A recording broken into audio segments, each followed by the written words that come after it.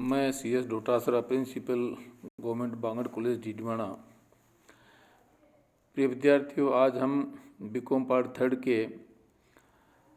एबीएसटी paper first income tax law and accounts topic के income from business and profession यानी व्यापार एवं पेशे से आय बिंदु पर चर्चा करने जा रहे हैं। प्रिय विद्यार्थियों, यह आय का तीसरा और महत्वपूर्ण हेड है, शीर्षक है। इसमें 4 प्रकार की आय शामिल की जाती है। नंबर 1 है व्यापार। व्यापार के अंतर्गत कोई लेन देन, वाणिज्य या वस्तु उत्पादन अथवा कोई अन्य साहस जो व्यापार, वाणिज्य अथवा वस्तु उत्पादन की प्रकृति के हों शामिल है। इस परिभाषा से यह स्पष्ट है कि व्यापार का क्षेत्र काफ़ी विस्तृत है। इसमें सभी प्रकार के लेन देन, वस्तुओं का उत्पादन, उद्योग, बैंकिंग, यातायात इत्यादि शामिल किए जाते हैं। अर्थ यह है कि इस प्रकार के सभी प्रयास एवं कार्य जो करदाता लाभ कमाने के उद्देश्य से करता है, व्यापार के अंतर्गत आते हैं। दूसरा आता इसमें पेशा यानी प्रोफेशन। आयकर अधिनियम में पेशे की कोई परिभाषा नहीं दी गई है। आयकर अधिनियम की धारा 236 में केवल इतना दिया हुआ है कि पेशे में व्यवसाय शामिल है। अतः पेशे शब्द को हम यहाँ उसी अर्थ में प्रयोग करेंगे जिस अर्थ में साधारणतः एक शब्द इस शब्द का प्रयोग किया जाता है। पेशे से तात्पर्य उन कार्यों से जिनमें बौद्धिक अथवा शारीरिक योग्यता की विशेष आवश्यकता रहती है, जैसे डॉक्टर, वकील, अकाउंटेंट, इंजीनियर, सर्जन, आयकर सलाहकार इत्यादि। नेक्स्ट आता है इसमें वोकेशन यानी वृत्ति यानी व्यवसाय। इसमें सभी कार्यों क्रियाएं आती हैं जो जीविकोपार्जन के लिए की जाती हैं, जैसे दलाली, संगीत, नृत्य इत्यादि। इसके अलावा इसमें एक स्पेकुलेशन, सट्टा भी शामिल किया जाता है। सट्टे में विशेष जो कार्य संपादित किए जाते हैं वो भविष्य से संबंधित होते हैं और इसमें भविष्य की किसी तिथि का एक ट्रांजैक्शन किया जाता है और जब वो तिथि आती है उस दिन भावों का जो डिफरेंस है उस डिफरेंस के हिसाब से लेन देन किया जाता है। तो उसमें यदि करदाता को कोई राशि प्राप्त हो जाती है तो उसको आय माना जाता है और यदि भुगतान करना पड़ता है तो उसको लॉस यानी हानि माना जाता है। प्रिय विद्यार्थियों, व्यापार एवं पेशे के अंतर्गत गतियों आय इस प्रकार से बताई गई हैं। नंबर 1 है व्यापार पेशे की आय। ऐसे व्यापार पेशे के लाभ जो करदाता तो गत वर्ष में कभी चलाए गए हों। यदि कोई करदाता प्रतिभूतियों के विक्रय करने का व्यापार करता है तो ऐसे क्रय विक्रय से होने वाली आय इसी शीर्षक में गतियों मानी जाती है। ऐसी प्रतिभूतियों से यदि कोई ब्याज की आय प्राप्त होती है तो उस ब्याज पर भी इसी शीर्षक में कर लगता है। प्राप्त क्षतिपूर्ति की आय। निम्नलिखित व्यक्तियों द्वारा प्राप्त अथवा प्राप्य कोई क्षतिपूर्ति राशि अथवा अन्य कोई भुगतान इसमें ये आते हैं। नंबर 1 है किसी व्यक्ति के द्वारा जो किसी भी नाम से पुकारा जाता है तथा जो किसी भारतीय कंपनी या अन्य किसी कंपनी का संपूर्ण अथवा लगभग संपूर्ण प्रबंध करता हो, अपनी प्रबंध की समाप्ति पर अथवा प्रबंध की शर्तों में परिवर्तन के संबंध में तो प्राप्त राशि को क्षतिपूर्ति रूप में इस शीर्षक में कर योग्य माना जाता है। नेक्स्ट आता है इसमें किसी व्यक्ति के द्वारा जो चाहे किसी भी नाम से पुकारा जाता हो तथा जिसके पास किसी अन्य व्यक्ति के व्यापार से संबंधित भारत में एजेंसी हो, ऐसी एजेंसी की समाप्ति पर प्राप्त होने वाली या उसकी शर्तों में संशोधन के फलस्वरूप प्राप्त होने वाली क्षतिपूर्ति। नेक्स्ट आता है इसमें सरकार, सरकारी स्वामित्व वाले अथवा सरकार द्वारा नियंत्रित किसी निगम के द्वारा किसी व्यापार अथवा संपत्ति का प्रबंध अपने हाथ में ले लेने पर किसी व्यक्ति के द्वारा प्राप्त क्षतिपूर्ति राशि। नेक्स्ट, किसी व्यक्ति के द्वारा जो चाहे किसी भी नाम से पुकारा जाता हो उसके व्यापार से संबंधित किसी अनुबंध की समाप्ति पर या अनुबंध की शर्तों में परिवर्तन के फलस्वरूप प्राप्त होने वाली राशि को भी क्षतिपूर्ति रूप में इसी शीर्षक में कर योग्य माना जाता है। नेक्स्ट आता है व्यापारिक संघों की आय। एक व्यापारिक, व्यावसायिक अथवा इसी प्रकार के अन्य किसी किन्हीं व्यक्तियों के समुदाय द्वारा अपने सदस्यों के लिए विशेष सेवा प्रदान करने के फलस्वरूप प्राप्त आय। एक निर्यातकर्ता को स्वीकृत अथवा लाइसेंस की बिक्री से होने वाला लाभ, भारत सरकार की किसी योजना के अंतर्गत किसी व्यक्ति को निर्यातों के बदले में दी गई नगद सहायता, किसी निर्यातकर्ता को वापस की हुई अथवा वापस की जाने वाली उत्पाद शुल्क यानी एक्साइज ड्यूटी अथवा आयात निर्यात कर यानी कस्टम ड्यूटी भी इसी में कर योग्य मानी जाती है। एक निर्यातकर्ता को उपलब्ध ड्यूटी एंटाइटलमेंट पासबुक योजना के स्थानांतरण से होने वाला लाभ भी इसी शीर्षक में कर योग्य माना जाता है। एक निर्यातकर्ता को उपलब्ध शुल्क मुक्त पुनः पूर्ति प्रमाण पत्र ने ड्यूटी फ्री रिप्लेनिशमेंट सर्टिफिकेट के स्थानांतरण से होने वाला लाभ भी इसी शीर्षक में कर योग्य माना जाता है। सरकार द्वारा किसी व्यक्ति को दिया गया अनुदान जिसे वापस करना होता है करदाता की आय में शामिल नहीं किया जाता है। प्रिय विद्यार्थियों, लाभ अथवा अनुलाभ का मूल्य। किसी करदाता को अपने व्यापार अथवा पेशे से प्राप्त लाभ एवं अनुलाभों का मूल्य, चाहे इन अनुलाभों का मूल्य मुद्रा में परिवर्तनीय हो अथवा नहीं हो, ये भी इसी शीर्षक में कर योग्य माना जाता है। उदाहरण के लिए किसी कंपनी द्वारा अपने वकील को रहने के लिए मुफ्त में दिए गए मकान की सुविधा वकील की पेशे की आय मानी जाती है। किसी फर्म के साझेदार द्वारा प्राप्य अथवा प्राप्त कोई वेतन, ब्याज, बोनस, कमीशन या पारिश्रमिक, चाहे उसे किसी भी नाम से पुकारा जाए, इसी को इसी शीर्षक की आय में कर योग्य माना जाता है। किसी विशिष्ट ठहराव के अंतर्गत प्राप्त राशि निम्न ठहराव के कारण नगद अथवा वस्तु के रूप में प्राप्त अथवा कोई प्राप्य कोई राशि व्यापार अथवा पेशे की आय शीर्षक में कर योग्य होगी। नंबर 1, किसी भी व्यवसाय पेशे के संबंध में कोई गतिविधि अथवा क्रियाकलाप नहीं करने के लिए। नंबर 2, ज्ञान, पेटेंट, प्रतिलिप्याधिकार, व्यापार चिन्ह, लाइसेंस, फ्रेंचाइजी अथवा इसी प्रकार का अन्य कोई व्यापारिक अधिकार या सूचना अथवा तकनीक जो वस्तुओं के उत्पादन अथवा सेवाओं को की व्यवस्था में सहयोग करते हैं में हिस्सा नहीं लेने पर जो राशि प्राप्त होती है उसे भी इसी शीर्षक की आय में कर योग्य माना जाता है। मकान संपत्ति की प्राप्ति। यदि कोई करदाता अपनी मकान संपत्ति का प्रयोग ऐसे व्यापार अथवा पेशे लिए करता है जिसके लाभ कर योग्य है, तो ऐसी मकान संपत्ति के वार्षिक मूल्य अथवा वार्षिक मूल्य पर मकान संपत्ति या शीर्षक में करने लगता है। ऐसी मकान संपत्ति की आय व्यापार अथवा पेशे की आय में ही कर योग्य मानी जाती है। अवैध व्यापार की आय। आयकर में आय की वैधता अथवा अवैधता पर विचार नहीं किया जाता है। आय की अवैधता के आधार पर इसे कर से मुक्ति नहीं दी जा सकती है। इस आधार पर तस्कर के व्यापार के लाभ अथवा प्रतिबंधित शराब की बिक्री के लाभ अथवा चोरी के माल के क्रय विक्रय के लाभ इस शीर्षक में ही कर योग्य माने जाते हैं।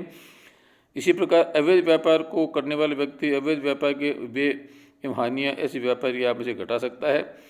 अन्य जब्त किए गए माल का मूल्य भी घटा सकता है, परंतु नियमों का उल्लंघन करने के कारण लगभग लगाया गया अर्थदंड स्वीकृत व्यय नहीं माना जाता है। प्रमुख व्यक्ति बीमा पॉलिसी के संबंध में प्राप्त राशि जिसमें उसका बोनस भी शामिल है, इसे भी व्यापार एवं पेशा शीर्षक की आय में कर योग्य माना जाता है। व्यापारी रहते का उचित बाजार मूल्य। जिस तिथि को व्यापारिक रहते को पूंजी संपत्ति में परिवर्तित किया जाता है या पूंजी संपत्ति के रूप में मान लिया जाता है, तो उस तिथि को व्यापारिक रहते उचित बाजार मूल्य निर्धारण निर्धारित विधि से किया जाता है।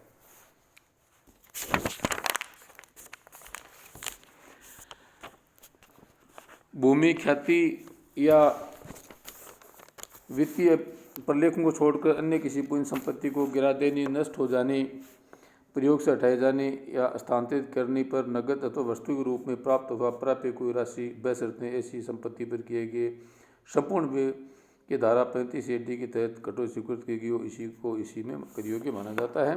और नेक्स्ट है सट्टा व्यापार। सट्टा व्यापार के लाभ भी व्यापार पेशा शीर्षक की आय में कर योग्य माने जाते हैं। अब इसमें एक स्पष्टीकरण आता है कि धारा 28 के स्पष्टीकरण 2 के अनुसार यदि करदाता द्वारा सट्टे के व्यवहार एक व्यापार के रूप में किए जाते हैं तो सट्टे का व्यापार करदाता के किसी भी अन्य व्यापार से पूर्णतया अलग समझा जाता है। आयकर अधिनियम की धारा 43(5) के अनुसार सट्टे के व्यवहार से आशय वस्तुओं, अंश, स्कंद आदि के क्रय विक्रय के ऐसे अनुबंधों से है जिनका निपटारा समय समय पर अथवा अंत में बिना इन वस्तुओं के वास्तविक स्थानांतरण के ही हो जाता है। सट्टे के व्यापार के अंतर्गत वस्तुओं का वास्तविक स्थानांतरण नहीं होता, बल्कि सौदों का निपटारा बाजार और अनुबंधों के मूल्यों के अंतर के लेन देन के आधार पर किया जाता है। परंतु निर्माण के दौरान वस्तुओं में आने वाली कमी से होने वाली हानि अथवा माल अंश एवं स्टॉक के मूल्यों में आने वाली गिरावट से होने वाली हानि से बचने के लिए किए गए सुरक्षा के सौदों को सट्टे के व्यवहार नहीं माना जाएगा। इसी प्रकार वस्तुओं अंश स्कंद आदि के क्रय विक्रय के व्यवहार आदि मान्यता प्राप्त स्टॉक एक्सचेंज में अथवा मान्यता प्राप्त संगठन में किए जाते हैं तो उन व्यवहारों को भी सट्टे के व्यवहार नहीं माना जाएगा।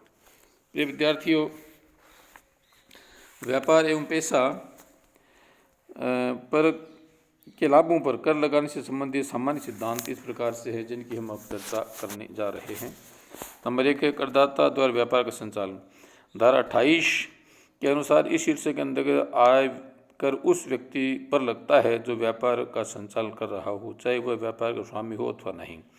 इस शीर्षक के अंतर्गत कर लगाने के लिए व्यापार का स्वामित्व उतना महत्वपूर्ण नहीं है जितना व्यापार का संचालन।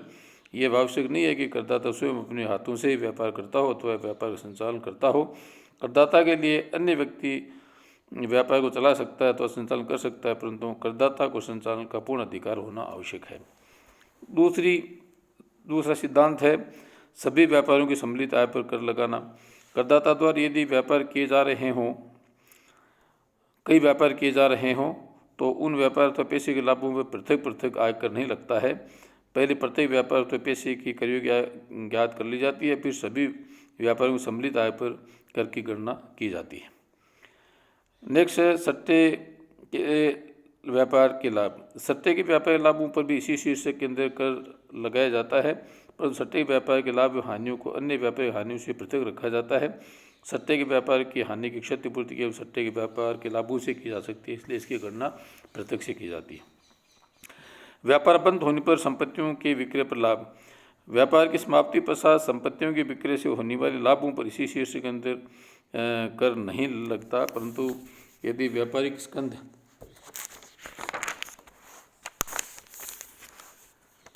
को अलग से बेचा जाता है तो स्कंद के विक्रय से होने वाले लाभों पर इसी शीर्षक में आयकर लगता है। गत वर्ष में व्यापार का संचालन। इस शीर्षक के अंतर्गत आयकर लगाने के लिए आवश्यक है कि गत वर्ष में किसी भी समय व्यापार का संचालन किया गया हो। संपूर्ण रूप से व्यापार का संचालन आवश्यक नहीं है। नेक्स्ट है लाभकारक स्वामित्व। धारा 28 के अंतर्गत व्यापार के लाभों पर आयकर लगाते समय व्यापार का कानूनी स्वामित्व ही नहीं बल्कि लाभकारक स्वामित्व भी देखा जाता है। यदि व्यापार का लाभकारक स्वामित्व है, व्यापार के कानूनी स्वामित्व से भिन्न है तो व्यापारिक लाभों का लाभकारक स्वामी पर आयकर लगेगा। बेनामी जिनके नाम पर व्यापार चलता हो परंतु जिसको वास्तव व्यापार की आय प्राप्त नहीं होती उस पर आयकर नहीं लगता है। भावी लाभ। गत वर्ष में वे वास्तविक लाभों पर ही आयकर लगता है। आयकर अधिकारी को काल्पनिक अनुमानित अथवा भावी लाभों पर आयकर लगाने का अधिकार नहीं है। वाणिज्य के सामान्य सिद्धांतों का पालन। इस शीर्षक के अंतर्गत कर योग्य लाभों की गणना करते समय वाणिज्य के सामान्य सिद्धांतों का पालन करना आवश्यक है ताकि वास्तविक लाभों की राशि ज्ञात की जा सके। उदाहरण के लिए कुछ ऐसे वे हो सकते हैं जो आयकर अधिनियम में स्पष्ट या स्वीकृत न हो, परंतु यदि ऐसे वे करदाता द्वारा व्यापार में किए गए हों और व्यापार के लिए आवश्यक हों तो ऐसे वे घटाए जा सकते हैं, अर्थात इनको स्वीकृत माना जा सकता है। एकाकी व्यवहार। एकाकी व्यवहार के लाभों की गणना करते समय उस व्यवहार से संबंधित सभी खर्चों को घटा दिया जाता है, भले उसमें से कुछ वे हिसाबी वर्ष से पहले हुए हों। गत वर्ष की पूर्व स्वीकृत की गई हानि अथवा छूट। यदि करदाता को गत वर्ष में कोई ऐसी राशि प्राप्त होती है जो गत वर्ष से पूर्व किसी वर्ष में हानि, खर्चे अथवा दायित्व के रूप में घटा दी गई हो तो ऐसी प्राप्त राशि करदाता के गत वर्ष के करीब लाभों में जोड़ दी जाएगी तथा उस पर भी आयकर देना पड़ेगा। व्यापार में पैसे के लाभों के निर्धारण से संबंधित अधिनियम में महत्वपूर्ण परिभाषा। नंबर 1 गत वर्ष का निर्धारण। नए व्यापार तो पैसे का गत वर्ष से उसकी स्थापना के दिन से प्रारंभ होता है और आगामी 31 मार्च को समाप्त हो जाता है। पुराने व्यापार के लिए 1 अप्रैल से 31 मार्च के गत वर्ष माना जाता है।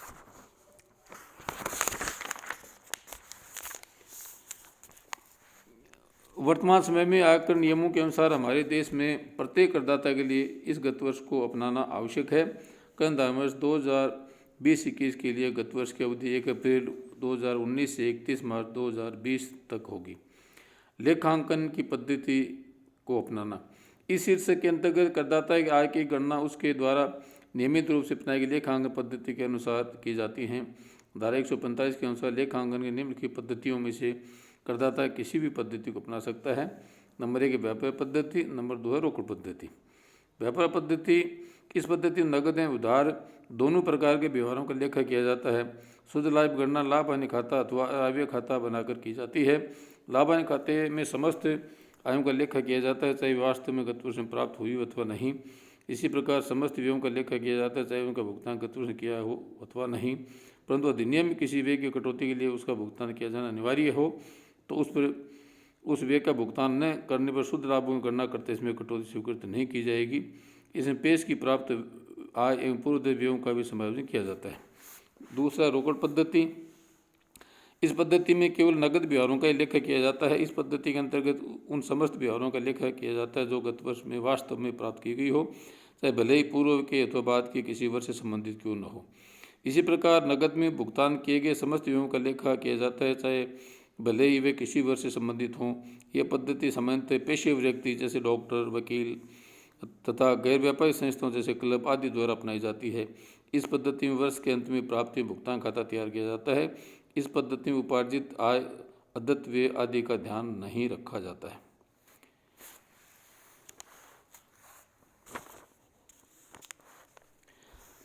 प्रिय विद्यार्थियों, नेक्स्ट इसमें आता है आय गणना एवं प्रकटीकरण प्रमापों की पालना। वित्त अधिनियम 2015 द्वारा आयकर अधिनियम में एक नई धारा 145(2) जोड़ी गई है। इस धारा के तहत केंद्र सरकार को समय समय पर राजकीय राजपत्र में अधिसूचना जारी करके करदाताओं की किसी भी श्रेणी के लिए अथवा आय की किसी श्रेणी द्वारा पालन किए गए आय गणना एवं प्रकटीकरण प्रमाण अधिसूचित करने का अधिकार दिया गया है। केंद्रीय सरकार ने अधिसूचना 32/2015 दिनांक 31 मार्च 15 को के जरिए व्यापारिक पद्धति अपनाने वाले सभी करदाताओं द्वारा पालन किए जाने के लिए निम्नलिखित 10 आय गणना तथा प्रकटीकरण अधिसूचित किए गए हैं, जिनसे व्यापार अथवा पेशे से संबंधित शीर्षक या अन्य साधनों से आय शीर्षक में करियों की आय की गणना की जाती है।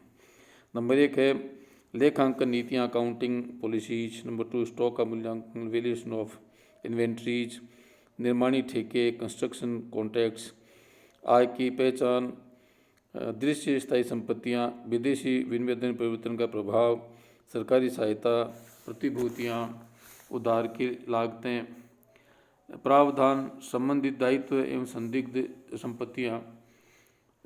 उपरोक्त प्रमाप आय की गणना के संबंध में बही खातों की पुस्तकें रखे जाने के संबंध में नहीं है।